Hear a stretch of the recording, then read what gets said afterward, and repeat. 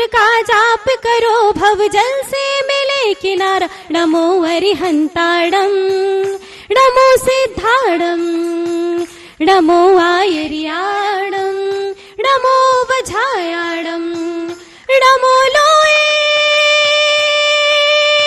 सब साहुड़म नमो लोए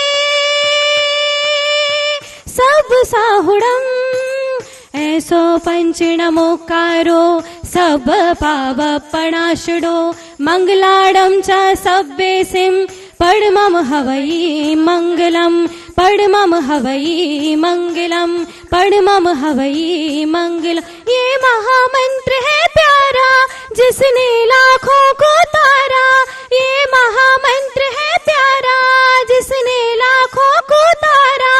इस महामंत्र का जाप करो भव जल से मिले किनारा। नमो अरिहंताड़म नमो सिद्धाड़म नमो आयर्याड़म नमो वज्रायाड़म नमो लोए सब साहुड़म नमो लोए सब साहुड़म। नवग्रह उसके रहे पक्ष में नवग्रह उसके रहे पक्ष में जो जप लेना बार। नमोकार नमोकार महामंत्र नमोकार नमोकार नमो महामंत्र नमोकार नमोकार नमोकार महामंत्र नमोकार नमोकार नमोकार महामंत्र नमोकार नमोकार नमोकार महामंत्र नमोकार। विषयों में पढ़कर मैंने अपने को भरमाया। इस राग द्वेष की वैतरणी से अब तक पार नहीं पाया। तब विद्या सिंधु के जलकण से भव कालुष धोने आया हूँ। आना जाना मिट जाए मेरा यह बंध काटने आया हूँ। ओम ह्रीम श्री 108 आचार्य विद्यासागर मुनिंद्राय जन्म जरा मृत्यु विनाशनाय जलम निर्भाविती। जड़ को न मैंने जड़ समझा नहीं अक्षय निधि को पहचाना। अपने तो केवल सपने थे ब्रह्म और जगत को भटकाना। चरणों में अर्पित अक्षय है अक्षय पद मुझको मिल जाए। तब ज्ञान रुण की किरणों से यह हृदय कमल भी खिल जाए। ओम ह्रीम श्री 108 आचार्य विद्यासागर मुनिंद्राय अक्षय प्राप्ताय अक्षतान निर्भाविती। मैं काम भाव विध्वंस करूं मन सुमन चढ़ाने आया हूँ। यह मदन विजेता बन न सके यह भाव हृदय से लाया हूँ। ओम ह्रीम श्री 108 आचार्य विद्यासागर मुनिंद्राय कामवाण विध्वंसनाय पुष्पम निर्भाविती। नैवेद्य समर्पित करके मैं कृष्णा की भूख मिटाऊंगा। अब और अधिक ना भटक सकूं यह अंतर बोध जगाऊंगा। ओम ह्रीम श्री 108 आचार्य विद्यासागर मुनिंद्राय क्षुधारोग विनाशनाय नैवेद्यम निर्भाविती। मोहांधकार से व्याकुल हो निज को नहीं मैंने पहचाना। तुम ज्ञान दीप की बाती से मम अंतर दीप जला देना। ओम ह्रीम श्री 108 आचार्य विद्यासागर मुनिंद्राय महामोहांधकार विनाशनाय दीपम निर्भाविती। इस अशुभ कर्म ने घेरा है मैंने अब तक यह था माना। बस पाप कर्म तज पुण्य कर्म को चाह रहा था अपनाना। शुभ अशुभ कर्म सब रिपुदल है। ओम ह्रीम श्री 108 आचार्य विद्यासागर मुनिंद्राय अष्टकम दहनाय धूपम निर्भाविती। मैं चिदानंद में लीन रहूं पूजा का यह फल पाना है। पाना था जिनके द्वारा वे मिल बैठा मुझे ठिकाना है। ओम ह्रीम श्री 108 आचार्य विद्यासागर मुनिंद्राय महामोक्ष फल प्राप्ताय फलम निर्भाविती। चारों गतियों की ठोकर को खाने में ही अभ्यस्त रहा। मैं हूँ स्वतंत्र ज्ञाता दृष्टा मेरा पर से क्या नाता है। कैसे अनर्घ पद पा जाऊं यह अरुण भावना भाता। ओम ह्रीम श्री 108 आचार्य विद्यासागर मुनिंद्राय अनर्घ प्राप्ताय अर्घम निर्भाविती। सद लगा ग्राम में मुनिवर तुमने जन्म ली। भल्लप्पा पूज पिता सिर को और समय मृत्यु व्रत कहते। बचपन के इस विद्याधर में विद्या के सागर उमड़ पड़े मुनिराज देश भूषण जी से व्रत ब्रह्मचार्य ले निकल दीवार आपका सबका जिन पथ पर चलने वाला है वह वेद ज्ञान की छेनी से गिर कर्म काटने वाला है। तुम स्वयं तीर्थ से पावन हो, तुम हो अपने में समय सा, तुम स्वाद के प्रस्तोता वाणी वीणा के मधुरता, तुम कुंद कुंद से कुंदन सा जग को कर देन, तुम में कैसा सम्मोहन है या है कोई जादू टोना जो दर्श आपके कर जाता नहीं चाहे कभी भी लगो। इस अल्प उम्र में भी तुमने साहित्य सृजन अति कर डाला, जैन गीत का घर में मानो सागर भर डाल है। शब्द नहीं गुण गाने को गाना भी मेरा अनजाना, स्वर ताल छंद में क्या जानू केवल भक्ति में रमजा, भावों की निर्मल सरिता में अवगाहन करने आया, मेरा सबका सारा दुख दर्द अर्घ बैठने आया। ही तपो मूर्ति है आराधक है योगीश्वर है महाजन थे अरुण कामना देख सके युग युग तक आगामी बसन। ओम ह्रीम श्री 108 आचार्य विद्यासागर मुनिंद्राय जय माला पूर्णार्घम निर्पामिति अरिहंताणम नमो सिद्धाणम नमो आयर्याणम नमो उवज्झायाणम नमो लोये सभ्यसाहूणम। बोलो असहकारी चंद्र प्रभु भगवान की, गुरु नाम गुरु आचार्य ज्ञान सागर जी महाराज की, मूक माटी रचयिता आचार्य परमेश्वरी गुरुदेव की, पूज्य मुनि श्री चंद्र प्रभु सागर जी व निरामय सागर जी महाराज की। अभी हम सब ने गुरुदेव की पूजन की। संगीत नगरी में खैरागढ़ में हम सब ने लाभ लिया। साथ में कहते भी जा रहे थे, स्वर ताल छंद में क्या जानू केवल भक्ति में। संगीत नगरी में पूजन कर रहे हैं और कहते जा रहे हैं, संगीत के साथ पूजन कर रहे हैं और कहते भी जा रहे हैं कि स्वर ताल छंद में क्या जानू। इसका अर्थ ये हुआ कि संगीत की कोई भाषा नहीं होती है, संगीत के तो भाव होते हैं। अंदर भाव में परिणति ऐसी आ जाती है, अपने आप छिड़कने लगता है वह व्यक्ति, सुनने वाले अपने आप आनंद से विभोर हो जाते हैं। जब बादल में घटाएं छा जाती हैं, अभी कई दिनों से ऐसा माहौल चल रहा है, तो जब बादल में घटाएं, जब आसमान में काले काले बादल छाने लगते हैं, बिजली कड़कने लगती है, उस समय आवाज होती रहती है। उस समय कौन सा स्वर और ताल छंद कहां से आ जाता है, लेकिन इसके बाद भी अंदर भाव आ जाते हैं। तो जंगल में मोर नाचने लगता है। जंगल में मोर नाचा किसने देखा? आप प्रश्न करें ना, किसने देखा?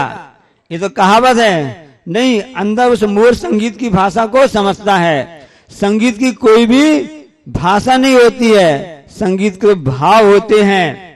यही हम आपसे कहना चाहते बंधुओं, जिंदगी को जीना चाहते हो तो जो लोग जिंदगी ढंग से जीना नहीं चाहते हैं उनके लिए जिंदगी से दर्द बन जाती है। जो जिंदगी को नहीं समझ पाते हैं, ढंग से नहीं जी पाते हैं, उनके लिए जिंदगी से दर्द बन जाती है। जो जिंदगी के भाव को समझते हैं, जिंदगी उनके लिए संगीत बन जाती है, जिंदगी उनके लिए संगीत बन जाती है। प्रत्येक जीव अपने कर्मों का फल भोग रहा है। हर समय कर्म में बंध प्रक्रिया चल रही है और साथ में जैसे परिणाम जैसे भाव होते हैं वैसे वैसे उस हिसाब से कर्म बंद होता रहता है, कर्म निजरा होती रहती है। यदि अंदर भाव परिणाम अच्छे होते हैं, संगीतमय होते हैं, सबके प्रति अच्छी भावना, कल्याण की भावना, जगत के संसार के सभी कल्याण हो, सबका हित हो, ऐसी भावना से जो कार्य किया जाता है तो वह कर्म बंद तो होता है, लेकिन साथ में उसका फल भी मीठा और अच्छा मिलता है। लेकिन जहाँ इंटेंशन, जहाँ भाव स्वार्थपूर्ण हो जाते हैं, वहां पर फिर वह जो कर्म बंद होता है उसका फल मिलता है वह पूर्ण रूप नहीं सिरदर्द रूप में मिलने लगता है। तो संगीत और सिरदर्द दोनों की राशि एक ही है, दोनों की राशि एक ही है। अब हमको इस संसार में आए हैं तो हमको समझना है कि उसका हम किस तरह से उपयोग करें। आप लोग भजन तो गाते रहते हैं, दुनिया में हम आए हैं तो जीना ही पड़ेगा, जीना है अगर जहर पीना ही पड़ेगा। तो जो लोग जिंदगी को जहर समझते हैं उनके लिए जिंदगी तो सिरदर्दी समान रहती है। अनुभव में अपन देखते भी रहते हैं किस ढंग से रहते हैं ना। लेकिन जो अपनी जिंदगी को देव साधु की भक्ति में, परोपकार में, अच्छे कार्यों में लगाते हैं उनके लिए जिंदगी तो संगीत बन जाती है। अब हमको समझना है कि हमको किस ढंग से अपनी जिंदगी को जीना है एज यू लाइक, क्योंकि कर्म का बंधन चल ही रहा है। एक छोटा सा कथानक याद आ गया। अब दोनों व्यक्ति कहते हैं, एक व्यक्ति कहता है कि देगा दौला तो क्या करेगा मौला, हे मालिक तेरे बंदे हम, ऐसे हो हमारे कर्म। ऐसा कुछ भजन आप लोग गाते होते ना। तो भगवान को बोलते मालिक, ईश्वर, खुदा। वास्तव में जो मालिक होता है हमारे अंदर के भाव होते हैं। हमने जैसा कर्म में बांधा है उसका जैसा समय आएगा उसका फल हमको वैसा मिलेगा, वही हमारा मालिक होता है। भगवान पे आस्था श्रद्धा तो रखना चाहिए कि जैसा ऊपर वाला जाने, ऊपर वाला खुदा है, वजह जैसा पासा फेंके, ये सब कहते हैं आप लोग कहते हैं ना कि ऊपर वाला पासा फेंके नीचे चलते दाम, कभी धूप तो कभी छांव। तो ऊपर वाला कोई पासा नहीं फैलता है, ऊपर तो आसमान है, वहां बादल से पानी बरसता है, तारे हैं, चंद्रमा है, ज्योतिषगण है, उसके आगे स्वर्गों के पूरे देव विमान है, उसके और सबसे आगे अंत में जाकर के लोग के अंत में जाकर के सिद्ध शिला है जहां पर सिद्ध परमेष्टि भगवान विराजमान रहते हैं, जिन्होंने अंतकाल के लिए सुख प्राप्त कर लिया, ये सिद्ध परमेष्टि हैं। तो ऊपर वाला कोई पासा फेंकता नहीं है। जैसा हमारे अंदर कर्म का जैसा उदय चलता है वैसा ही सामने फल मिलता है। तो एक व्यक्ति कहता है देगा दौला तो क्या करेगा मौला। मौला है ना मालिक, ईश्वर, भगवान, राजा जिसको बोलते हैं ना। तो और नहीं जैसा देगा मौला तो क्या करेगा दौला।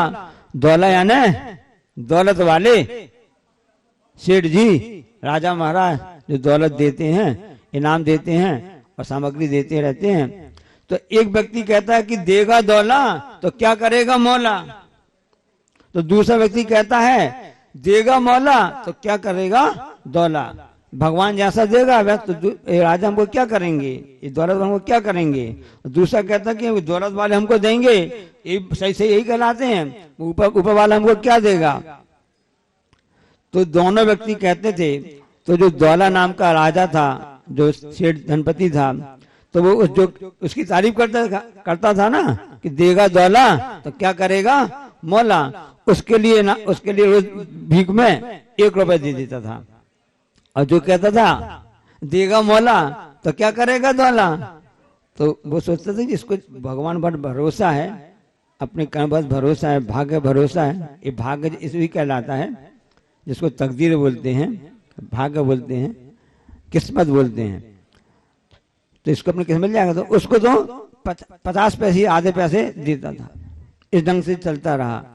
एक बार उस दौला की धर्मपत्नी ने कहा कि देखो ये हमेशा आपका नाम लेता रहता है, आपको हमेशा भगवान के आगे रखता है, हमेशा भगवान के आगे आपको रखता है, तो आप इसका हित क्यों नहीं चाहते हैं। आप इसको कुछ ऐसी दौलत दे दो, ये भी माला माल हो जाए।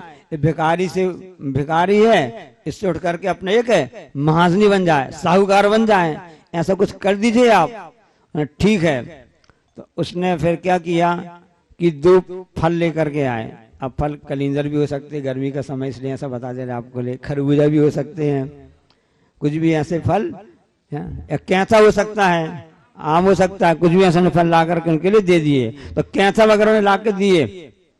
उनने बोले इन दोनों के लिए देना चाहिए, एक को हम अलग से स्वर्ण कुछ देंगे तो अच्छा नहीं लगेगा, और एक को पैसे अच्छा नहीं लगेगा। तो सोचेगा कि ये तो मालिक जो भेदभाव कर रहे हैं देने के लिए। तो उनने क्या किया कि एक क्या था, कोई भी फल लेकर के उसमें कुछ ऐसे स्थान बना करके स्वर्ण की जो मुद्राएं रहती थी ना, उसको उसमें दे दिया, आम के सामक फल में कलिंदर में किस्म करके दे दिया, और दोनों, और एक में नहीं दिया। अब दोनों भिखारी आए, एक कहता था कि यदि देगा दौला तो क्या करेगा मौला, दूसरा कहता था यदि देगा मौला तो क्या करेगा दौला। तो जो दौला की तारीफ करता था, उस सेठ की राजी तारीफ करता था ना, उसके लिए उसने रत्नों से भर करके उसको वह क्या था या कलिंदर उसके लिए दे दिया, और दूसरे वाले के लिए, सादा वाला उसके लिए दक्षिणा में दे दिया। अब जो दूसरे वालों से बहुत प्रसन्न हो गया कि हमको हमारी किस्मत से पहले 50 पैसे मिलते थे, अब इन्होंने हमारे लिए फल दे दिया, मेरे लिए बड़ा पर्याप्त है। अब जो पहले वाले को दिया उसने सोचा कि पहले एक रोज हमको 1 रुपए देता था, अरे 10 पैसे 50 पैसे 20 पैसे का फल हमको दे दिया, इससे से पहले अच्छा था, और उसके लिए तो ऐसा दे दिया, ऐसा फल दे दिया। तो उस दूसरे वाले के लिए फल ना देकर उसके लिए 50 पैसे ही दिए। पहले भिखारी को क्या दिया, वो फल दे दिया जिसमें कि स्वर्ण के उसमें लगे हुए थे, और दूसरे वाले के लिए उसने दे दिया, इस ढंग से दे दिया। और जब पहले वाले जो तारीफ करता था, राजा की तारीफ करता था, ये क्या दे दिया हमारे लिए, कम से कम 1 रुपए देता था तो जाकर के कुछ क्योंकि आजकल बड़ी प्रक्रिया अलग हो गई है कि भिखारी वगैरह पैसे मांगते हैं तो वो पेट के लिए तो मांगते हैं, पेट के अन्न के लिए नहीं मांगते, उसका उपयोग क्या करते हैं, वो अन्न भोजन के लिए करते हैं, अन्न दुरुपयोग करने लगते हैं, यहाँ तक कि जुआ सट्टे में लगा या अन्य चीज में लगा देते हैं। तो उसने कहा इसने हमको सामान क्या मतलब इसका निकलेगा, उसने उसको अपने दूसरे वाले भिखारी को उसके लिए दे दिया कि भाई तुम इससे ले लो और पैसे हमको दे दो। उसको 50 पैसे मिले थे, उसने उसको 50 पैसे में बेच दिया, और इस ढंग से वो 50 पैसे लेकर खुश हो गया, चलो 50 पैसे काम तो आएंगे, पीने खाने में कुछ काम आएंगे, ऐसा सोच के वो चला गया। अब 2-4 दिन बाद जब पता चला कि जो कहता था जब देगा दौला तो क्या करेगा मौला, तो जहां का तहां वहीं खड़ा रहा। जिसको उसने अपना वह फल दे दिया था, घर में प्रसन्न, चलो भाई हमको आज राजा ने ये सामान दिया है, घर के लोगों के लिए अपन सबके लिए मिल बांट कर इसका उपयोग करेंगे। जब उसने उस फल के लिए फोड़ा, उसको अलग किया, तो उसमें से स्वर्ण की मुद्राएं वगैरह निकली। उसने कहा कि हाँ देखो मैं यही कहता ना, जब देगा मौला तो क्या करेगा दौला। ये आपको बात समझ में आ गई होगी। तो सबको संगीत का आनंद लेना चाहते हो, सबको गॉड गिफ्ट मिली हुई है, बस हमको समझना है कि हम उसका उपयोग कैसे करें, क्योंकि हमको जैसी किस्मत होती है, जैसा वैसे फल हमारे लिए फल मिलता है।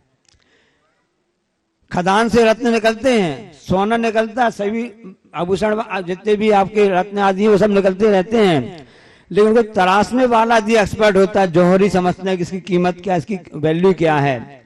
जो भगवान ने सबको 5 इंद्रियां दी हैं, हम सबके लिए मनुष्य जन्म प्राप्त किया है, दुर्लभता से प्राप्त किया है, और सबके लिए अलग दिया, तो सबका अपना अपना उपयोग है। अब हम उसका उपयोग कैसे कर सकते हैं, तो यहाँ पर संगीत विश्वविद्यालय जो कि एशिया का सबसे बड़ा प्राचीन काल से यूनिवर्सिटी विश्वविद्यालय कहलाता है। तो यहाँ पर सभी ऐसे व्यक्ति आते हैं, ऐसे छात्र छात्राएं आते हैं, यहाँ के लोग उनकी कला को निखारने में सहायक होते हैं। कला सबके पास में है, क्योंकि भारतीय संस्कृति कला की पूजा करता आया है।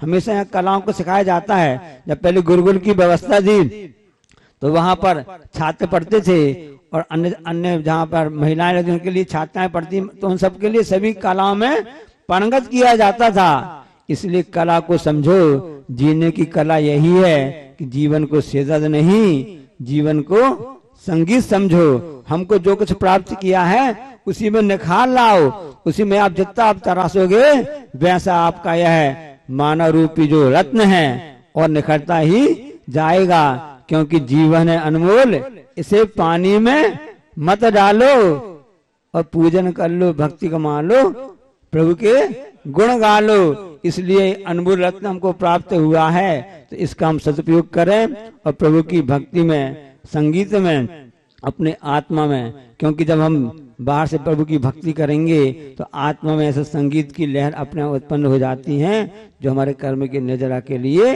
साधन हो जाती हैं। बोलिए अहिंसा परमो धर्म की। जा वाणी के ज्ञानते सूझे लोकालोक, सो वाणी मस्तक धरू सदा दे तुम। हे जनवाणी भारती तुम जपो दिन रैन, जो तेरो शरणा गए सो पावे सुख चैन।